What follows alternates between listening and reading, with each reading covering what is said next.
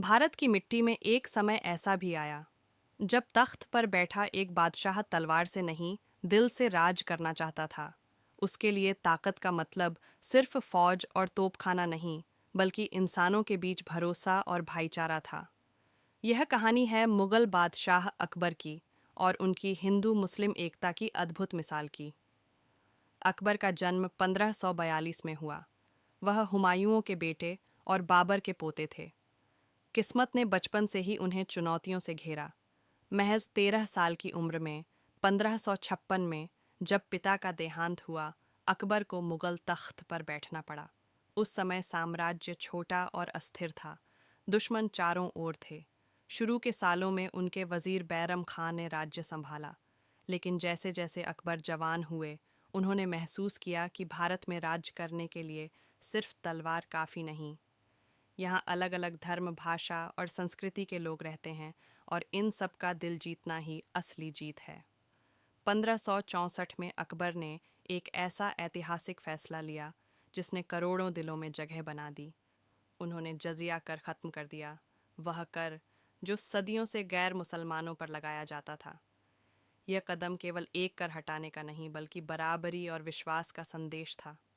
इसी दौर में अकबर ने एक और बड़ा कदम उठाया। आमेर, जयपुर के राजा भारमल की बेटी जोधाबाई से विवाह किया। यह रिश्ता केवल दो व्यक्तियों का मिलन नहीं था, यह हिंदू और मुस्लिम संस्कृतियों के बीच पुल बनाने जैसा था। जोधाबाई को हर सम्मान और अधिकार मिला और उनका पुत्र जहांगीर आगे चलकर मुगल साम्राज्य का वारिस बना। अकबर की राजपूत नीति ने उत्तर भारत की राजनीति बदल दी। जो राजपूत उनकी सत्ता को मान गए, उन्हें न केवल सम्मान मिला, बल्कि मुगल सेना और प्रशासन में ऊंचे पद भी। राजा मान सिंह, राजा भगवंत दास जैसे योद्धा अकबर के सबसे भरोसेमंद सेनापति बने। उन्होंने साबित किया कि धर्म या जाति से ज़्यादा ज़रूरी है वफादारी और काबिलियत। लेकिन अकबर की सोच यहीं तक सीमित नहीं थी।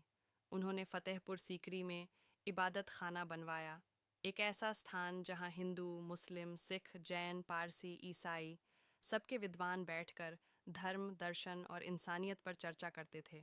अकबर खुद भी इन बहसों में हिस्सा लेते, सवाल पूछते और अलग अलग दृष्टिकोण सुनते। 1582 में इन विचार विमर्श का नतीजा निकला दीन-ए इलाही, एक ऐसी विचारधारा जो कहती थी कि ईश्वर एक है और इंसानियत सबसे बड़ा धर्म।